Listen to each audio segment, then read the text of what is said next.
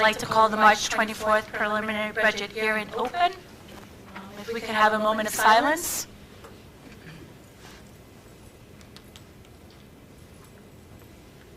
Flag salute.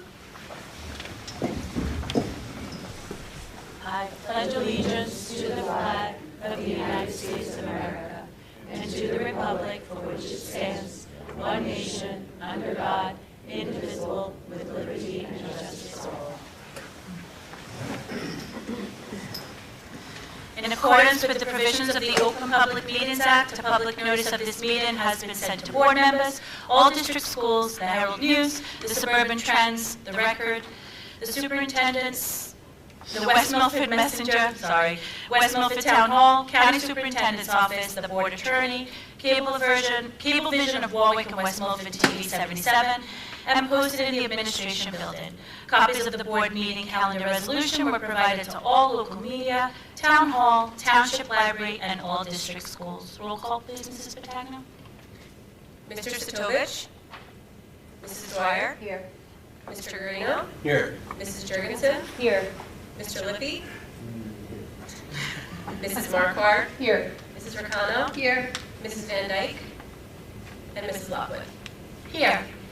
Dr. Kitchen. All right, so the only thing on our report tonight is our budget presentation. So Mrs. Bertagno and I will be going through that right now.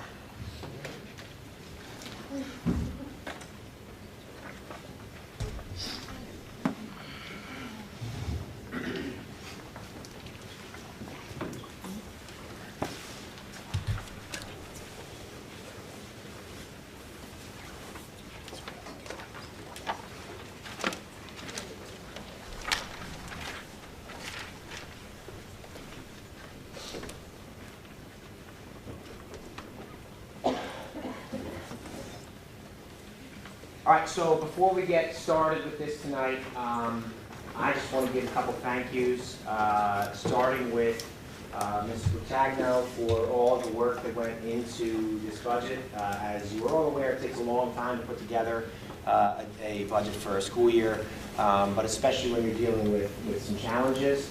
So to step in and take that on, it was an incredible amount of work. Really appreciate everything done. And I'd also like to thank all of our board members for the efforts that you put into it. I know we had several late night meetings kind of going through and having a lot of conversations about overall impact. So without the collaboration that we had going into this, it would be impossible for us to be here ready to present this evening. So, as we go through, I want to first start by going through a few of our highlights. So, a couple of highlights of this budget, starting with the maintaining of our current program offerings. Again, it's really difficult when we are faced with a challenging financial situation to make sure we limit student impact, but to be able to maintain our programs is really a huge part of that. We did in this budget utilize the healthcare adjustment. So for anybody who's not familiar with what the healthcare adjustment is, the healthcare adjustment is when the healthcare for district staff is increased by more than can fit into that 2% local tax levy. Then the state will allow for a certain percentage of that to be then put back on the taxpayers, which obviously is not ideal, but it is a way to make sure that we can come to a passable budget number without massive impact to students. So we did take advantage of the healthcare adjustment in this budget. Our general fund tax levy is a significant increase with all of those things, going up by about 5.92%, which is a significant number. But if you've been paying attention to local communities around us, you'll know that many districts in the surrounding area have been between 6 and 12%. So as challenging as this is, it is not out of alignment with what we're seeing around elsewhere. Again, large expenditures are outside of our control, so a lot of these things are things that we can't really touch, and the things that we do control, we've remained flat, and in many cases have actually reduced budget lines to make this work. We've also maximized outside revenue sources, so tuition for students coming in from other districts. Big shout out to Dr. Swartz and her special education team for all they're doing in this building at Highlander Academy, building additional programs, bringing students on tours, communicating out with other districts to advertise for our programs. So obviously Dr. Swartz gets a lot of credit for that, but so does her team in Mrs. Douglas and Dr. Capello as well for everything they're doing, and all the staff in the building. We're continuing to utilize revenues from food service, continuing to utilize revenues from our SAC program, and again, higher bank account interest rates. So if you remember last year, we did shift a lot of our accounts to higher interest-bearing accounts, which has made a significant difference in the money that they generate. So that's what they talk about. And then increased opportunities through our Highlander Pathways, CTE programs, with no change to our budgetary needs, just sort of building out on existing courses and adding structure to those in a way that positively impacts students. And hopefully it does help keep more students in districts that don't have to seek those programs in other places. So while it's not a direct impact, it could have an indirect impact in keeping money in-house. We do have a limited need for large-scale projects. Now, a lot of those projects don't tie to the annual budget. They do tie to our long-range facilities plan, which is money coming out of capital reserve. But anybody who's been paying attention over the past decade knows that we don't have a lot of money in capital reserve because we've been really limited in the amount of surplus that the budgets have been spitting out, and some of that has been utilized for budgeted fund balance to try to help offset future costs to the district. So a practice that is not ideal. We'll talk more about it down the line, but it is something that helps to see some short-term relief for our taxpayers. There are a couple of upcoming projects. We've got some smaller scale items. We do have the UGL window and door project that is already slated to start. That money is coming out of capital reserve, not our annual budget. And ultimately, that's going to be a long-term cost savings. It'll take some time to make that money up, but with massive increases in energy costs, which we'll see farther into the presentation, obviously being more energy efficient is going to be a good thing. PK, as we do know, does require a new heating solution for the front half of the building. That will be a significant cost that goes onto our long-range facility plan. We've been making do with the rental unit to provide supplemental heat, but that is a priority on the LRFP. And then, again, we have one thing I want to remind everybody of is our Digos Field project. So Digos is going to become a turf field. We're scheduled to break ground soon. Hopefully really soon, hopefully in April. But a reminder of a couple things. One, the money for that project came through last year's budget, not this year's budget, or I guess this year's budget, not the proposed budget for next year. But also more importantly, we're not directly funding it ourselves. So that money, we are a flow through for money from the municipality because we will be utilizing that space as a shared space with them to allow for recreational programs to use it. So the township is actually funding that project, but they have to do it through the district since we own the property. So no impact on budget, but should be highlighted, particularly because as we're making some challenging choices, we don't want to send the message that we're putting money into the wrong places. We are not. So this is just a overall, just a demonstration of the impact of the S2 cuts. S2, for anybody not familiar, S2 is the state aid, the current state aid formula in New Jersey. So back in the 2018-19 school year, West Milford was receiving over $14 million in state aid. We bottomed out in about $5.5 million in 23-24, with very limited increases since then, with about $6.1 million in state aid for the upcoming budget year, less than half of what we had previously received from the state prior to these S2 cuts. So we have had a decline in enrollment over the course of that time, but the cuts are disproportionate to the change in enrollment, and they've had a massive impact, obviously, on our ability to operate because it puts that burden almost entirely on the taxpayer. So So here's a little bit more on that. I'm going to hand it over to Mrs. Bertagno to kind of go through some of the specific numbers, and then we'll talk more about impact in a little bit. Yeah, this is here is still the state aid impacts, right? So we're going to use the number from 17-18 school year where we're getting 14 million. So down through the last 9 years, you could see how big that difference has become, right? So in the 26-27 school year, it's about a 57% decrease in the funding. So over the course of the 9 years, we've missed out on about $54 million. This is our grant fluctuations. So this past school year, we didn't see a whole lot of change, but you can see from 23 to 24, there was significant decreases. Still not sure what could come in the new school years. We just have to wait to see how that's allocated. We did get a little more up in Title I, but you'll see the difference down at the bottom. We got about $155,000 more than prior year. So here's the comparison between the current school year and what's proposed. You'll see that we really did try to keep things as level as possible.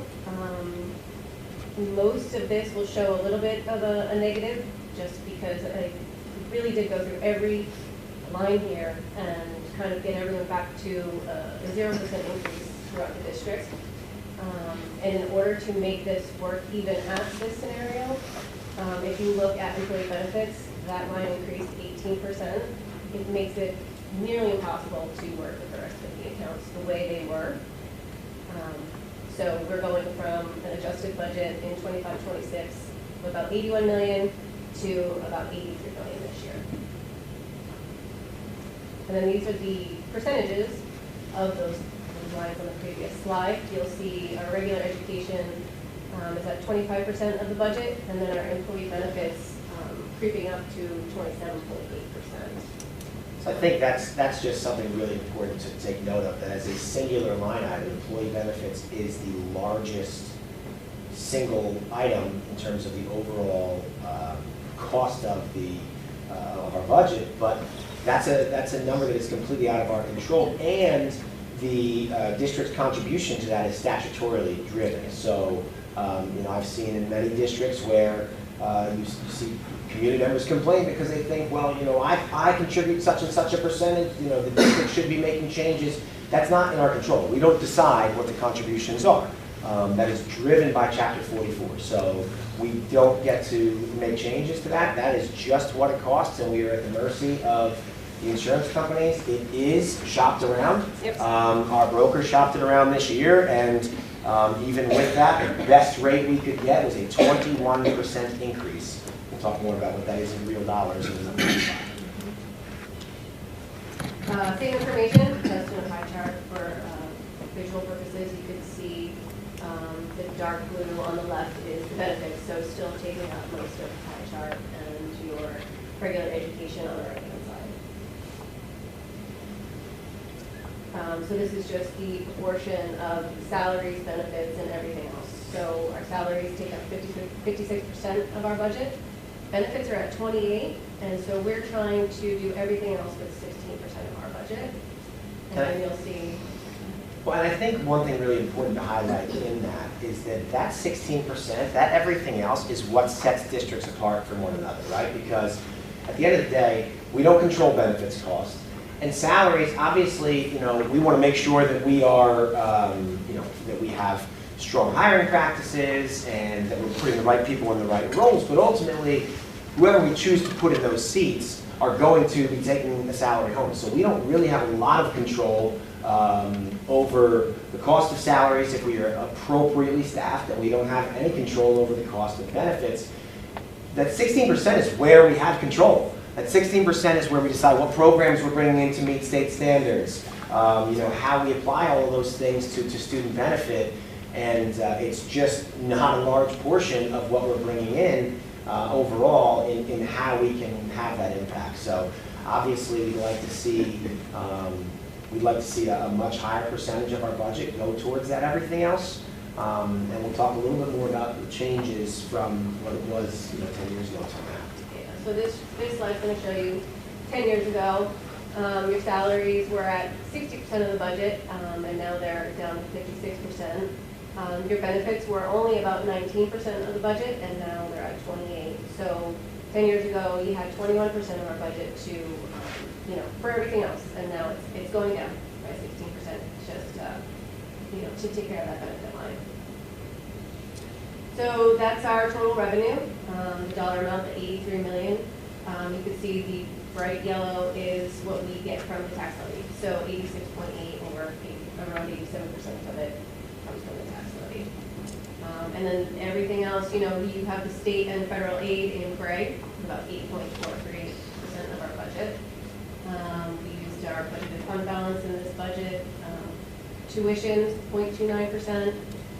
Special revenues are IDEA, the preschool, not the preschool, the new preschool, but we put towards our preschool program. Debt service is a little under 1%, and miscellaneous. Miscellaneous would be facilities, when we rent out the facilities, or we have some interlocal where one of our mechanics will help another district fix their buses. And then this is just how we can show salaries.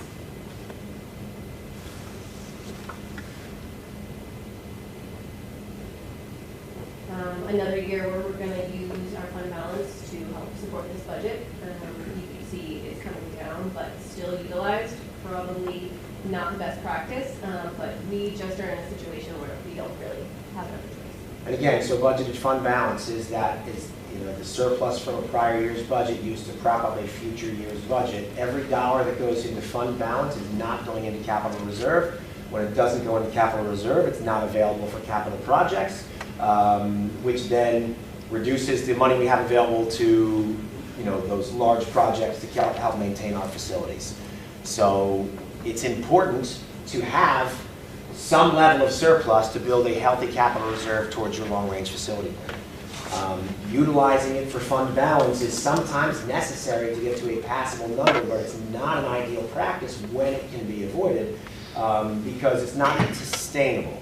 So you got to think about it. If you have, so look at the highest level we reached was around $4 million was being utilized in fund balance to prop up a future year's budget.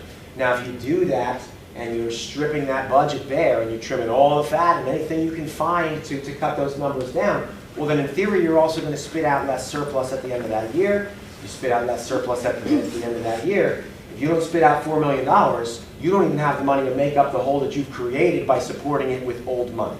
So if you're supporting the budget with old money, you don't spit out any new money, then you run into a problem where just to get back to our this year number, we've got to make up the difference there, plus everything that comes on top of that. So you've seen that number come down over the past few years, not necessarily just because we're actively trying to do it. We don't want that number to be high. We love that number to be 0.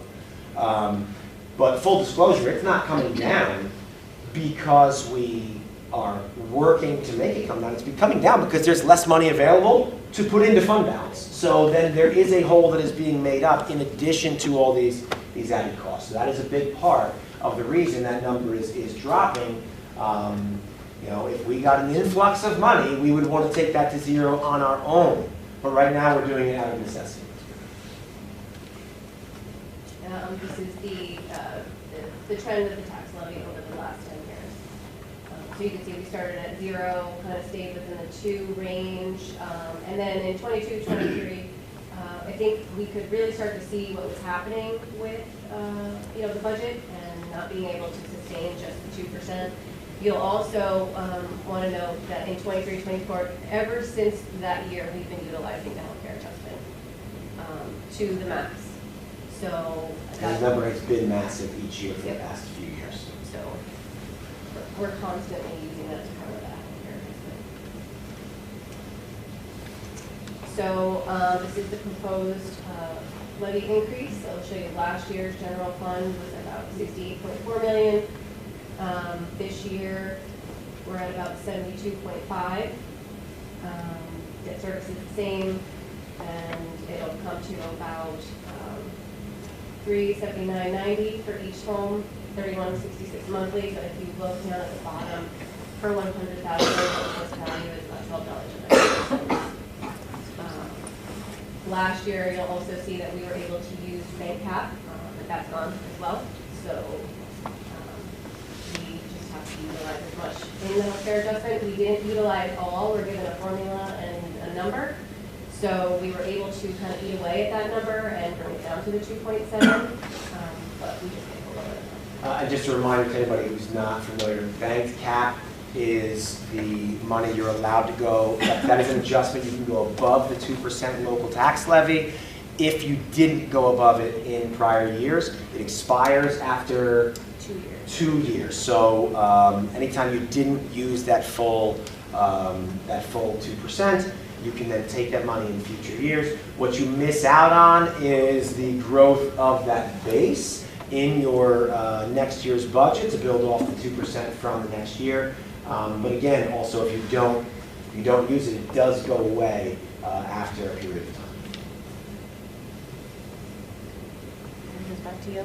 Yes. So just to give everybody an understanding of the state aid. So the governor came out in her address a couple weeks ago now and said that there was going to be a maximum of 6%. That is not required anywhere. That is a self-imposed maximum, and it is based on percentage of current aid received.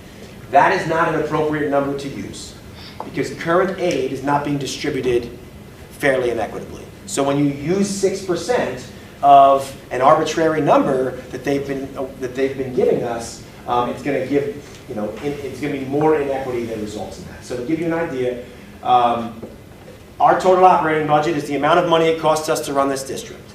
The state aid increase that we got is a little over $300,000. They took some money away from us in other areas that's not advertised, which puts it a little under $300,000. But that max of that 6% is equivalent to 0.4% of our total operating budget. Some districts saw 4 to 5, and even a couple districts a little above 5% of their total operating budget based on a 6% increase in state aid, because they're being funded much more substantially by the state with what their total budget is. So we're seeing an increase of about $119 per pupil.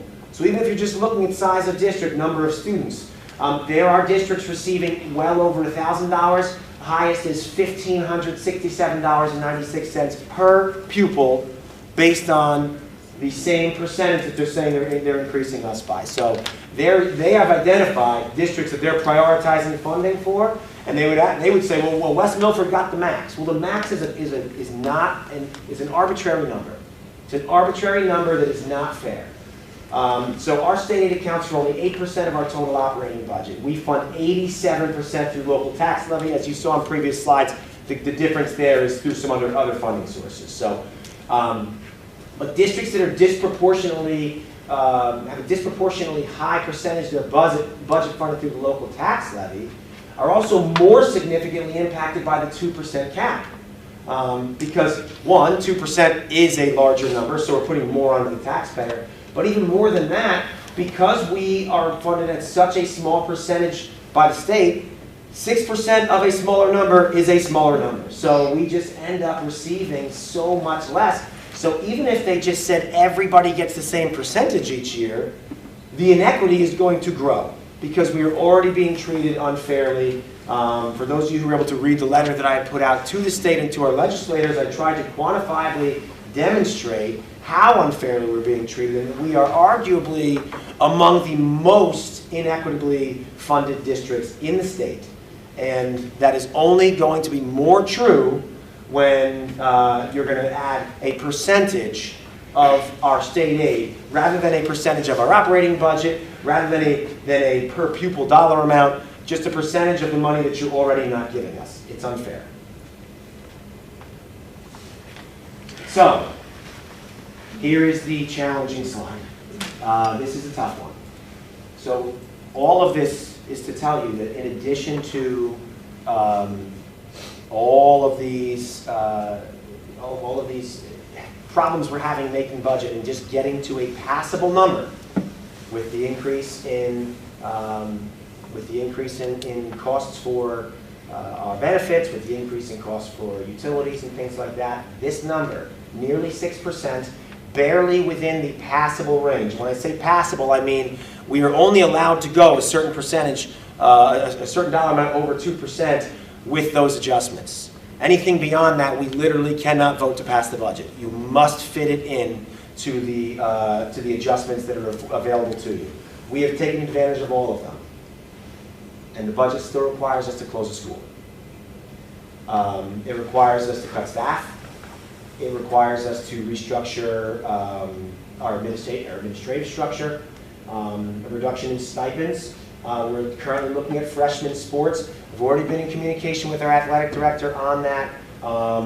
You know, the budget reduction is based on the stipends that are tied to freshman sports coaching positions. But we're also going to have some conversations about ways to minimize the impact that has, because we can look collectively at the offerings that we have to see if there's things with less participation where maybe we want to pull back on costs. You know, he had the idea of also looking at, look, a lot of our freshmen will then be in JV programs. Maybe they're not having separate practices and a separate team, but maybe we can still schedule some freshman games where we're just sending the freshmen off of the JV team.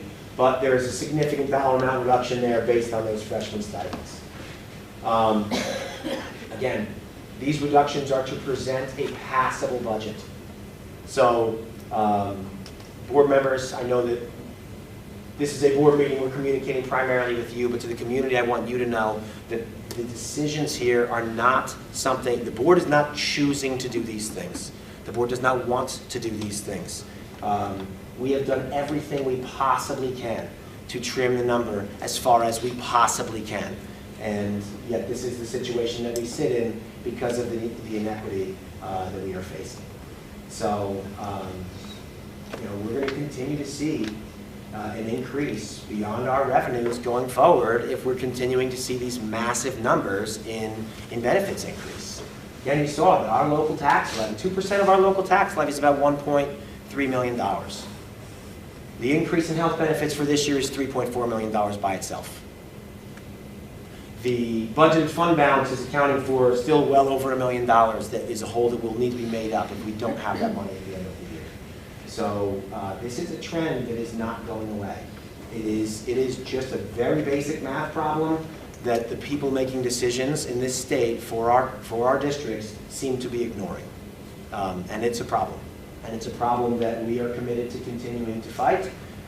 We have already been doing that. Mr. Bertagno and I have been in communication with several legislators. I think hopefully many of you have seen the letter that went out in the first place. We received communication back from Bucco's office. We received communication back from Dunn's office. We met with Assemblywoman Sweeney last week. They were very receptive to the message. She has a background in healthcare, I understand, so I think she's got a very clear understanding of the impact that is having, and that is a high priority. Separate from school budgeting, that's a high priority of hers.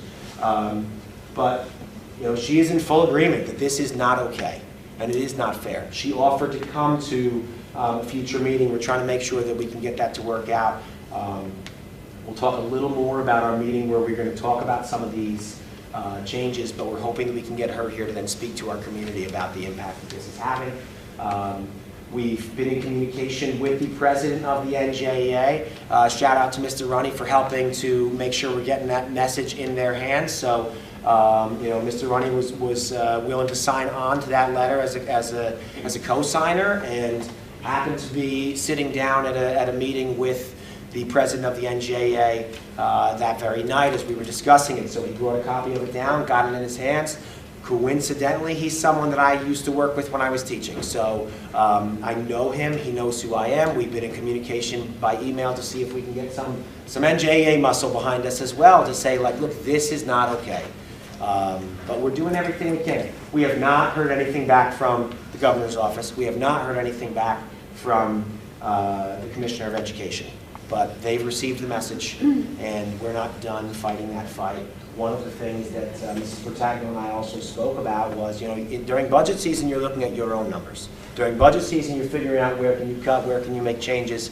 What we need to be doing now, and part of this next step, is we need to spend non-budget season, looking at everybody else, looking at how they're being funded versus how we're being funded, compare ourselves to similar sized districts and compare those budgets to see where there may be discrepancies. We believe wholeheartedly that our budget is fair and appropriate. And the surplus at the end of the year being small would be an indication of that, because we're not doing anything outside of what is appropriate with our expenditures, which is why we offered to sit down with any decision maker to say, go through it with us. Tell us where we're doing something wrong and we'll happily make changes. We don't believe we're doing anything wrong. We believe we're doing it properly. We believe we've been doing this properly for a very long time. The board has made some very tough choices over the past decade to account for this inequity, and we are now ready to stand on the rooftops and shout about how this is just flat out not okay. Here's our budget calendar. So tonight is the presentation of the preliminary budget. Friday, the submission to the county is due. They will go over everything. If it all goes well, it gets advertised 10 days before the public budget hearing on the 28th, and then will be posted on the website 48 hours after that.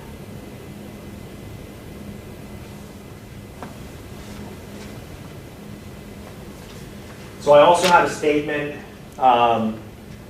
just on behalf of district administration and the board that I'd like to read, just to share publicly. And it's going to kind of go over some of the things we've been talking about here. I think we might turn those lights on. Have a tough enough time reading it anyway. Dark's going to be real hard. Those of you who have seen me speak in other situations know that I am more of a speak from the heart kind of person than a read a prepared statement. I was told today that sometimes when I speak from the heart, I say too much. So this is allowing us to be a little more specific with the things that we're trying to talk about here. So, good evening. I want to begin tonight by acknowledging what many in this room and across our community are already feeling. We understand the frustration. We understand the concern. And we understand the very real impact that rising taxes have on our families. Please know this. We share the frustration. The board members seated at this table, as well as some of the administrators in this room, are taxpayers in this community. I'm a taxpayer in a district with very similar financial struggles. We are deeply disappointed that we are in a position where this kind of increase is necessary to sustain our schools. Tonight we presented a budget that was not built out of want, but built out of necessity. This budget includes a tax levy increase of nearly 6%, resulting in a continued burden being placed on households across this community. It is not a number we are comfortable with. It is not a number we take lightly, but it is a number driven largely by costs that are outside of our control, particularly rising health insurance, utilities, and other mandated expenses. At the same time, state aid continues to fall dramatically short of what our district needs. West Milford already funds approximately 87% of its budget through the local tax levy, while state aid falls embarrassingly short of meeting our needs. This is not equitable. It is not sustainable. And it is the result of a funding system that has failed communities like ours for nearly a decade. While the burden continues to shift to local taxpayers, the math simply does not work. When costs rise at a rate that they have and revenues do not keep pace, the only options left are difficult ones with significant impact. That is why this budget includes the closure of an elementary school, reduction in staffing and stipends, and organizational changes across the district. These are not decisions made lightly. They are decisions made to preserve as much of the student experience as possible in the face of ongoing financial pressure. But I need to be clear. These cuts are not the end of the problem. Without meaningful change to how our district is funded, we could be facing even more impactful cuts in future budgets. This could mean additional school closures, grade level reorganizations, and future staff cuts in years ahead. That is not a direction any of us want for West Milford. So tonight I'm asking for something important. I'm asking our community to stand up for our schools, not in opposition to the Board of Education, but in partnership with us. Your frustration is valid, your concerns are justified, but the root of this issue is not here at the local level. It lies with the state funding that continues to undersupport our district. We are committed to continuing this fight. We have already met with and communicated with local and state legislators to fight for our district. This includes a meeting last week with Assemblywoman Sweeney, who has offered to come speak to our community at an upcoming meeting regarding the inequity we face.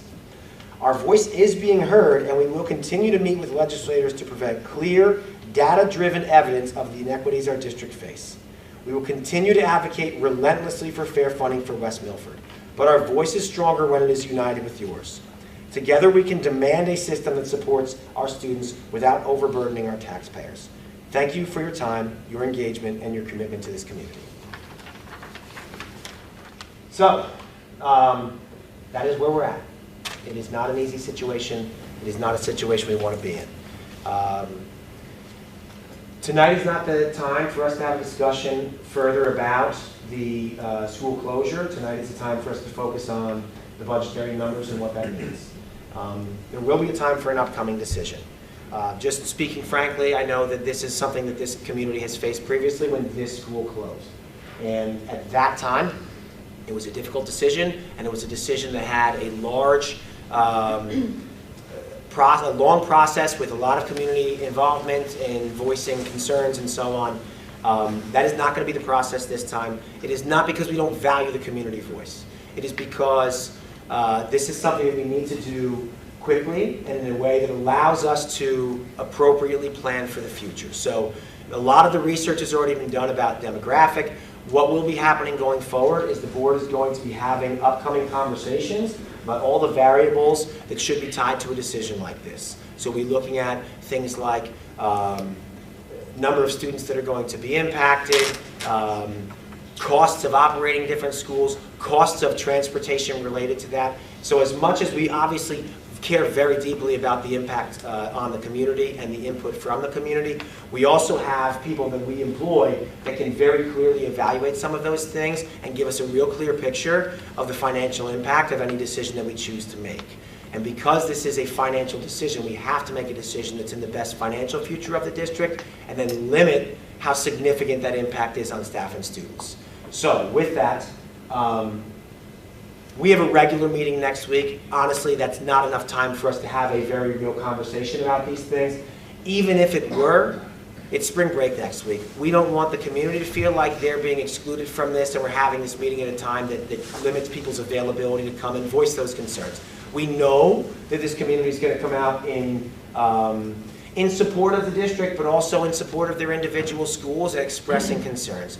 We know that there's going to be some frustration and some hard feelings associated with whatever decision is made, but we want that. We welcome everybody coming out to share their concerns and the feelings that they have, and we want to make sure that meeting is available. So we are targeting April 7th, which is 2 weeks from today, for a special meeting. Not necessarily an action meeting, more of a presentation of the findings. It will probably be advertised as a regular board meeting for the sole purpose of making sure that we can have a quorum of board members here to be supportive of the discussion. So we're targeting that date. It will be formally advertised and communicated once we are able to clearly demonstrate or able to clearly establish that that date will work for us. But we'll know that very soon. I can tell you with 100% certainty, every single person at this table has lost sleep over all of this. I can tell you that every single person at this table has had multiple meetings, very late night meetings where we've gone, line by line through many of these challenges, trying to find a way to make this work that is going to be in the best interest of our students. So it's tough. But just make sure we're working together to direct this fight in the right direction, because your fight is not here. You are allowed to be frustrated, but this board is not choosing any of this. We are forced to do this, and we are we're in a tough spot. We really are. So again, I want to once more say thank you to the board for all of the effort that has gone into this, all the time that has gone into these difficult conversations. Thank you again to Mrs. Bertagno, who I think we collectively convinced that this would be a great seat for her to sit in when our former BA left, and said, oh, it'll be great, you're going to do a great job. And then we threw this challenge at her in her first budget year. She did an amazing job. Everybody at this table knows that, but I want the community to know it as well. It took a tremendous amount of effort just to get to this place. And as hard as this is, it would have been much harder had the effort not gone into it. So thank you all.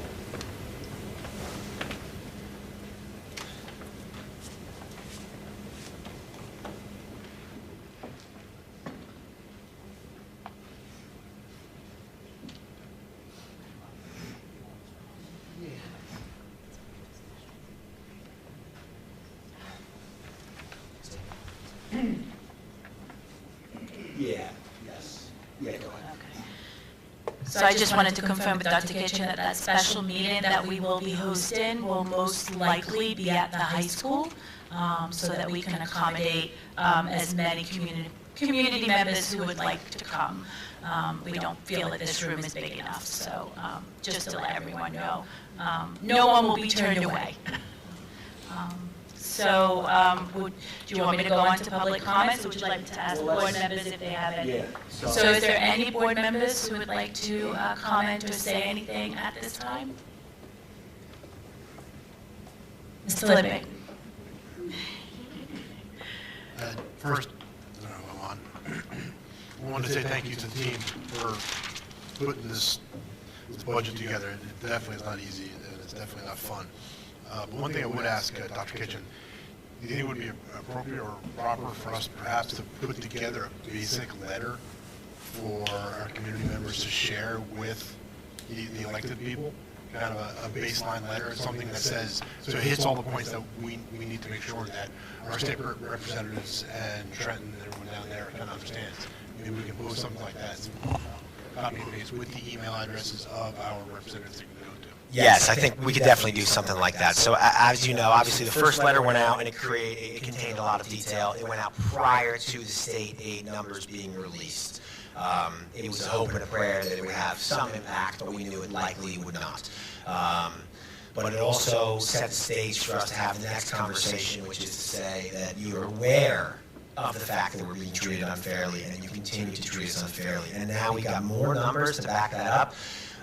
So I know we discussed this in committee, but I'm not sure if everybody was able to hear, and certainly the community would not have been. So we went through the user-friendly budget for all 228 districts that the state prioritized with the maximum level of funding. This information is not available in a singular place, so we had to open up every single one of those PDFs and scroll through and pull their local tax levy, their total operating budget, and their student enrollment. That is what allowed us to pull some of the numbers that we were able to present from the presentation tonight to give an idea of per pupil increases. That's not publicly available data. That is data we created on our own by pulling those state numbers. So we now have more information to even demonstrate the inequity. Some of it was what we discussed here tonight, so I think adding that into the next round of letters that we write from the district would be great, but I think that's a great idea. We can put together a community letter that can simplify your ability to pull that. So I think perhaps we can start with a form letter, and then maybe what we can also do is a sort of a data sheet that gives some key information for anybody who doesn't want to send a form letter and wants to create their own using real data. I'll give you the data so that you have the ability to utilize that. Anyone else wishing to say anything? Mrs. Rocano? I'd love to hear something because I'm bad on the fly on my brain. I want to acknowledge what this budget really means, not just as a line item, but as a lived reality for hundreds of families in our community. Closing a school, canceling freshman sports, laying off staff members who have given so much to the district, these are not abstract decisions, they're painful ones. As a travel soccer coach for the West Milford Wolves, I work with a group of 8th graders who have spent the last year preparing for freshman soccer with the Highlanders. That pathway from youth soccer to the high school program matters. Freshman sports aren't just about athletics. They ease the transition to the high school, build relationships, and lay the groundwork for strong varsity programs down the road. The state has forced our hand in this matter. They've slashed our funding again and again. Even this year, when optics show a 6% increase, our costs go up, and we're still left significantly in the red, facing budget cuts and tax increases. Our business offices, especially Mrs. Bertagno, have worked tirelessly on this budget. It's my hope that they may be able to find alternatives to some of these cuts before the final budget is approved. I'm voting yes on this preliminary budget, not because I'm happy about its contents, but because there's no better alternative and it's a passable budget. New Jersey needs to do better by West Milford and districts like ours and really understand the impact of what their decisions in Trenton mean for our community. Thank you, Mrs. Rocano. That's very well said. And I think it's a sentiment that we're all behind up here. Anyone else wishing to speak? Yes, Mrs. Marquardt. So I want to recognize our administration, and especially Ms. Bertagno, for the tremendous amount of work that went into this budget. We know it wasn't an easy task, especially your first one, so we're dealing with significant increases in health benefit costs, and we just, as everyone has said, continue to operate under a broken funding formula that has cost West Milford millions over time, which has directly impacted our students and placed a ridiculously unfair burden on our taxpayers. I appreciate the effort that went into a responsible plan in spite of all of that. As a board member and as a parent with a young child in this district, I take this all personally. These decisions impact my family just like they impact so many others. These decisions, they affect our staff, the people who show up every day for our kids. And that matters, and I know that matters to everyone around this table. We have to be honest about what's in front of us. They're difficult decisions, and for the families and staff directly affected, this represents a real loss. But we also have a responsibility to make the choices necessary to protect the long-term stability of this district. For me, the priority is making sure we're doing right by our students, supporting our staff, and putting this district in the strongest position possible moving forward. And that will always be my priority. Thank you. Thank you, Mrs. McCord. Anyone else? Okay, so we will move on to public comments. The first, which is open to anyone who wants to speak about anything that's on the agenda this evening. Mrs. Bertagno, no one signed up for the first, right? Is there anyone wishing to speak in the first public comment? Okay, Mrs. Scott. So all speakers will have 5 minutes to speak until a period of 30 minutes transpires. Before speaking, please state your name, group affiliation, and address for the record. Members of the public who have requested to speak prior to the meeting will be recognized by the chair first. After speaking, all speakers are asked to sign the register provided and give their full name, group affiliation, and their address. All statements shall be directed to the presiding officer. No participant may address or question board members individually. All speakers are expected to have read the statement within the agenda regarding the regulations concerning public comments. Members of the public are reminded that they are legally responsible and liable for their comments. Mrs. Goff. Everyone can hear me? I know it came over. Okay. So my name is Marissa Goff, address 34 Center Street in West Milford. I just took some notes down, so I didn't prepare anything for tonight, so I apologize if it's a little all over the place. The one thing that spoke to me during Dr. Kitchen's budget presentation, and this isn't new to just the school districts, we see it across in corporate healthcare, we see it in police departments, town departments, it is the rise in employee benefits. And I think the percentage you gave was 27.8%. That's an increase of 21% and $3.4 million, I think, if I wrote down all those statistics correctly. And as you said, quote, we're at the mercy of insurance companies. So one thing that we're noticing even at my place of work is the rise of insurance costs, mainly because of the GLP-1 medications. And what we're seeing is that it's a measurable driver of these increase in premiums. And the reason why is that these medications, although they're extremely effective for patients that are maybe on a borderline for being something like type 2 diabetes because of high BMI, poor diet, poor lifestyle, etc., is that these medications cost a minimum of about $1,000 a month. And that premium, if you don't have things like a high deductible plan, is falling on the businesses to pay for that premium. So with the rising cost of premiums with GLP-1s, is that we're seeing is that this has been a key issue, especially in the last 2 years, because more and more people are going on GLP-1s. It is effective weight loss, it is preventing things like type 2 diabetes, it is helping with things like heart disease. However, I feel like there aren't enough soft stops or authorizations that is minimizing this medication, this particular medication. And we're seeing a lot in healthcare, obviously. So one thing that I've been looking into just myself is what kind of soft stops can be in place, maybe to try to lessen the blow of these increasing premiums that would be put on things like school districts. Things like having BMI thresholds. For someone who's overweight, absolutely. For someone who's morbidly obese, seems more necessary.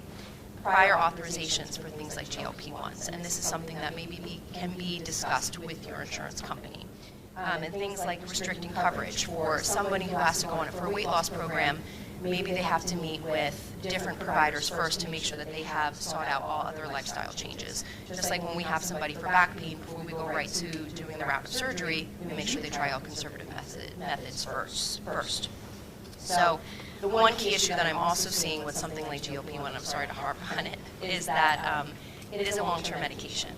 It's not something where you're put on it for 3 months, or you're put on it even for a year, 2 years, 3 years. Is that it's a long-term medication. Patients that are put on it are not taken off of it, and they don't know the long-term side effects yet of these medications because they haven't been tested in that capacity.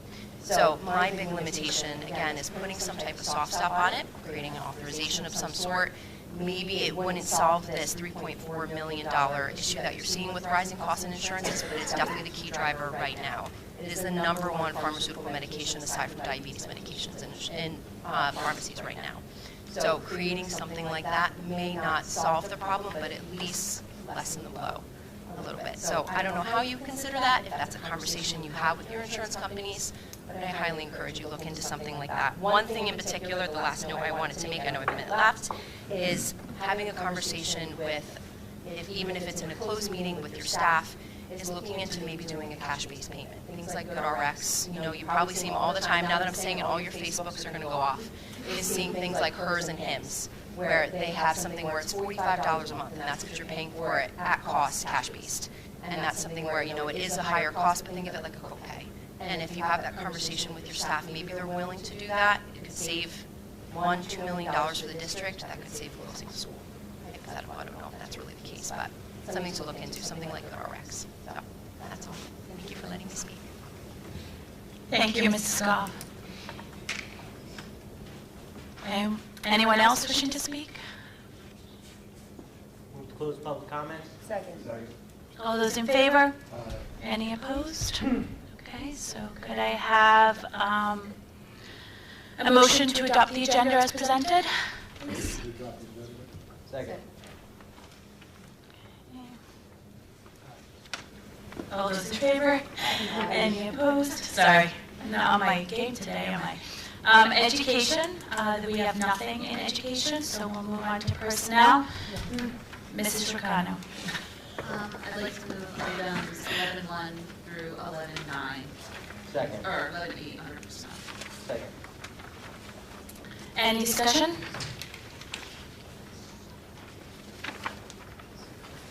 Seeing none, roll call, please, Mrs. Patagno. Mr. Sitovich? Yes. Mrs. Dwyer? Yes. Mr. Guarino? Yes. Mrs. Jurgensen? Yes. Mr. Lippy? Yes. Mrs. Marquardt? Yes. Mrs. Ricano? Yes. And Mrs. Lockwood. Yes. Operations and Finance, Mr. Sitovich. I'd like to move items 13.2 to 13.6 under operations and finance. Second. Any discussion? Mrs. Ricano. I just really, especially tonight, want to thank the Highlander Education Foundation and the Marshall Hill PTA for their significant donations to the district. The AGF has donated so many things just this past year alone, and we're forever grateful for every single thing. Yeah, I had that also. This is the second grant that's going to benefit our program here at Westbrook, Highlander Academy and Highlander Prep. So thank you so much, Marissa, Mrs. Goff, I should say. And then the PTA has donated a playground, which, always with significant cost to Marshall Hill. So thank you to them also. Any other discussion? Okay, seeing none, roll call, please, Mrs. Patagno. Mr. Sitovich? Yes. Mrs. Dwyer? Yes. Mr. Guarino? Yes. Mrs. Jurgensen? Yes. Mr. Lippy? Yes. Mrs. Marquardt? Yes. Mrs. Ricano? Yes. And Mrs. Lockwood. Yes.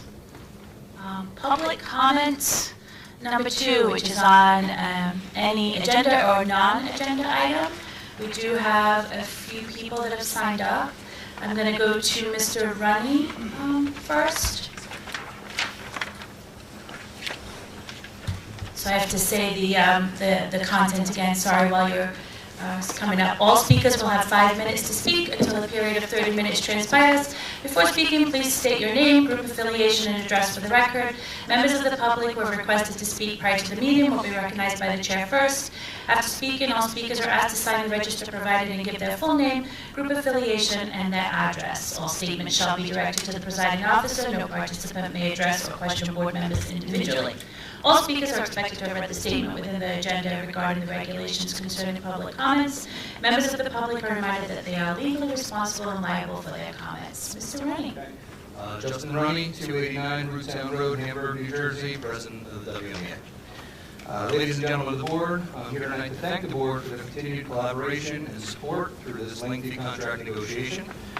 Never did the WMA feel that the board was adversarial, and some of the intent of our job actions may have gotten lost in translation. We're grateful to have a promising pathway forward and are always appreciative of the willingness to work together. I'd like to thank the members of the board for their unwavering support of the teachers and students of West Milford and cooperating with WMA to get this contract settled and back to business as usual. Thank you. Thank you, Mr. Rennie.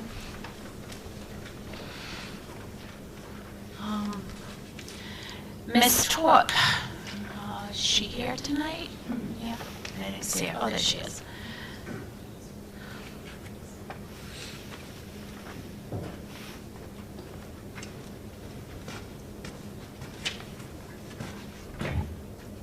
Dory Torp, 24 Pinnacle Avenue, West Milford.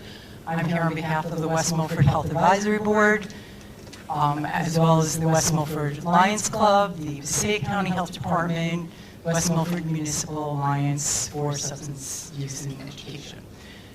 Not a very festive time right now to be telling everybody about our Wellness Family Festival coming up on April 18th, but I did not anticipate this tonight. So I did want to tell the board and everyone here and anyone who's on the camera that on April 18th from 12 to 4, there will be a health fair festival at the West Milford High School. This event is huge. It gets bigger every year. We're going to have 70 support services that will be there that will address mental health, housing instability. The school district will be, represented. All the local support services that are available to seniors and children and special needs. I don't know if I'm missing anybody else. Veterans, yeah. What we do is we make a combination of a support center in the cafeteria, and in the gymnasium we have a lot of fun. We have bounce houses, we have a clown, we just found out we have a magician coming, we have face painting, we have a number of activities for the children, and we also, to encourage families to come, we have some amazing prizes this year. This is all free, so you get raffles. You get raffle tickets for just going to the vendor tables. This year we have 4 tickets to Miners game.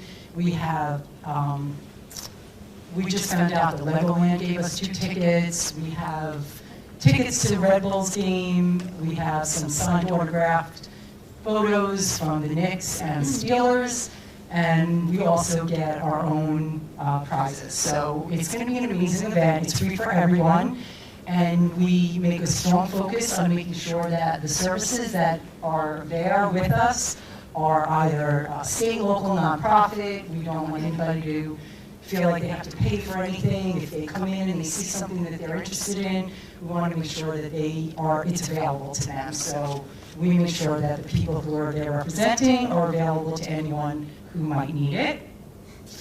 And we also have a ton of free health screens. We have A1C, we have PSA, we have lead and mercury, we have blood glucose, we have hemoglobin, we have breast exams, we have blood pressure, and hearing, vision, glaucoma, so all free to anyone who shows up, and you get a raffle ticket for going to any of these places. So I think that's about it. I also very much want to thank and show my appreciation to the district, who really didn't have to be as helpful as they are.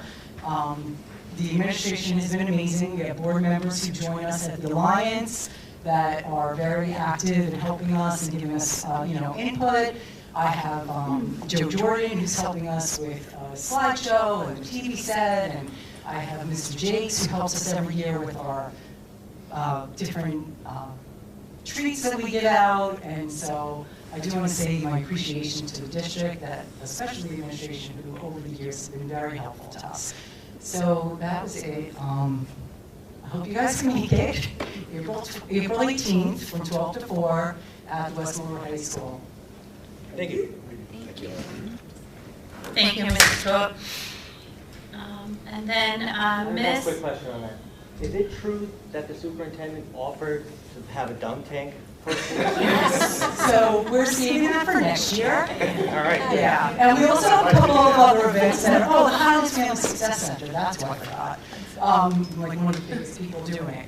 The Success Center, we also do a National Night Out, so I don't know, maybe there. I'm going to vote no on the dunk tank. I've seen many dunk tanks before, so I'll happily sit in another. So Miss Mandan, I don't know if you're here tonight, but you've also signed up to speak? No? Okay. Okay. Anyone else wishing to speak? Close public comments? Second. All those in favor? Any opposed? Executive session, Mrs. Ricano. At 8:03 p.m., I move to go into executive session for the purpose of discussing personnel appointments, resignations, current litigation matters, special education matters, negotiation, and matters of attorney-client privilege. The executive session minutes will not be released until such time as the privilege or confidentiality is no longer applicable. The board will be in executive session for approximately 30 minutes. Action will not be taken, and we will adjourn from executive session. Second. Okay. All those in favor? Any opposed? So, thank you everyone for coming out, and we will be adjourning from executive session.